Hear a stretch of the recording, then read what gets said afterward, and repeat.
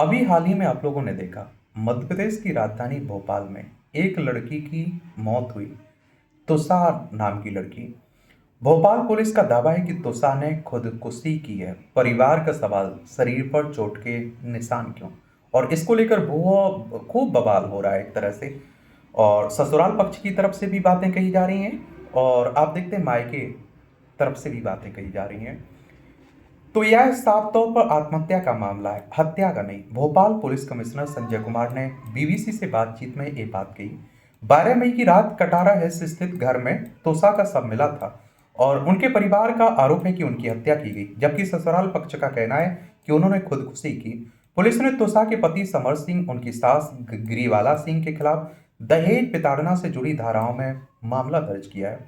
इसकी जांच 6 सदस्यीय एसआईटी की टीम कर रही है। गिरिबाला सिंह सेवानिवृत्त जज हैं। वहीं तुषा का परिवार इसे हत्या बताते हुए आरोप लगा रहा है कि सबूतों से छेड़छाड़ की गई, और परिवार ने पोस्टमार्टम पर गंभीर सवाल उठाते हुए ये आप देखिए आरोप लगाया है। प्रभावशाली लोग जांच प्रभावित कर रहे हैं।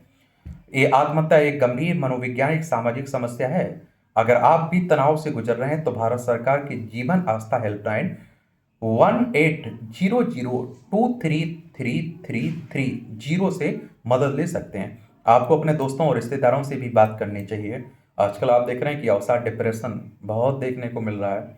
और मैं कह रहा हूँ कि आपके पास कोई अगर ऐसा व्यक्ति है ना जिससे आप मन की बात कर लेते हैं, वो आपको समझता है, तो एंजाइटी, अवसाद आपके आसपास भी नहीं भटक सकते हैं। तो इसीलिए कहता हूँ कि किसी के लिए आप लोग उपलब्ध रहिए, कोई आपके लिए उपलब्ध रहे। और किसी भी तरह से देखिए, कोई भी समस्या है उसका समाधान है भाई। और मैं कहता हूँ कि समय से पहले नहीं जाना है किसी को। पोस्टमार्टम रिपोर्ट में मौत की वह वजह दम घुटना बताई गई, लेकिन रिपोर्ट में शरीर पर मौत से पहले लगी कई चोटों का उल्लेख है।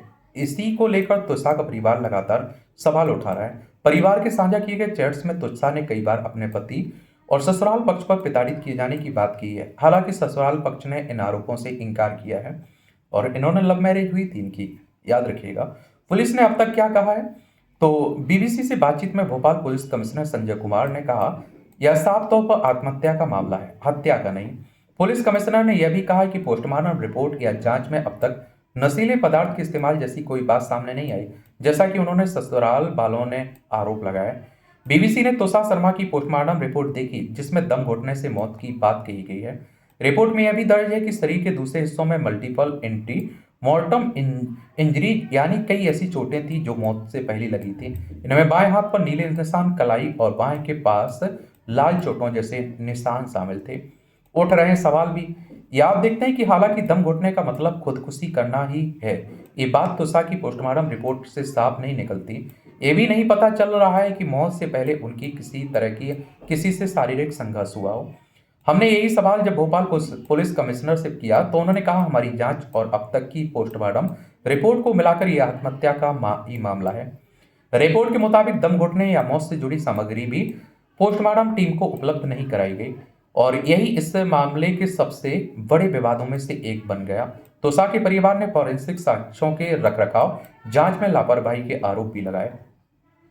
भोपाल पुलिस कमिश्नर संजय कुमार ने भी माना कि कथित तौर पर खुदकुशी में इस्तेमाल की गई सामग्री शुरुआती पोस्टमार्टम के दौरान मेडिकल टीम तक नहीं पहुंची थी। उन्होंने कहा कि इस चूक की अलग से जांच कराई जाएगी।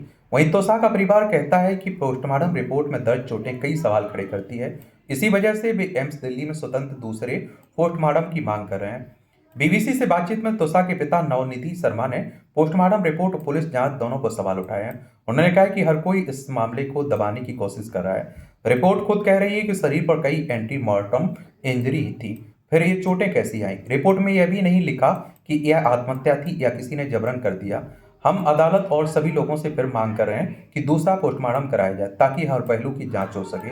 मैं सिर्फ अपनी बेटी के लिए न्याय चाहता हूँ। भोपाल पुलिस कमिश्नर ने इसके पहले पत्रकारों से कहा था कि अगर परिवार दूसरा पोस्टमार्टम कराना चाहता है तो उसके लिए अदालत से अनुमति लेनी होगी। उनके मुताबिक दोबारा पोस्टमार्टम करने का फैसला पुलिस नहीं कर सकती। मौत के 8 दिन बाद तुषा की बॉडी एम्स भोपाल में है। तो इस मामले के सामने आने के बाद पुलिस ने तुषा के पति समर सिंह और सास गिरीवाला के खिलाफ दहेज प्रताड़ना से जुड़ी धाराओं में मामला दर्ज किया था। इस मामले में गिरीवाला सिंह को तो अदालत ने से अग्रिम जमानत मिल गई, लेकिन समर सिंह की जमानत याचिका को अदालत ने खारिज कर दिया। मामले की जांच कर रही एसआईटी के प्रमुख एसीपी रजनीश कश्यप कौल ने बीबीसी से कहा, हमने अदालत में यह पक्ष रखा कि समर सिंह को जमानत मिलने की स्थिति में साक्ष्यों से छेड़छाड़ की आशंका हो सकती है, जिसके बाद उनकी याचिका खारिज कर दी है। एसीपी रजनीश कश्यप कौल के मुताबिक घटना के बाद पुलिस को तत्काल सूचना भी नहीं दी गई, जबकि संबंधित पक्ष तुषा का ससुराल पक्ष कानून प्रक्रिया की जानकारी रखने वाले लोग हैं। घटना के 8 दिन बाद भी समर सिंह फरार है। पुलिस कमिश्नर संजय कुमार का दावा है कि अभियुक्त को ढूंढने के लिए कई टीमें लगी हैं। 10,000 रुपए का इनाम भी घोषित किया गया। दूसरी ओर तुषा के पिता नवनिधि शर्मा, उनके भाई मेजर हर्षित शर्मा लगातार कह रहे हैं कि आत्महत्या नहीं बल्कि हत्या का मामला है। बीबीसी से बातचीत में नवनिधि शर्मा ने कहा कि हम एक बहुत बड़े सिस्टम से लड़ रहे हैं। परिवार का आरोप है कि शादी के बाद तुषा को दहेज अन्य बातों को लेकर लगातार प्रताड़ित किया गया।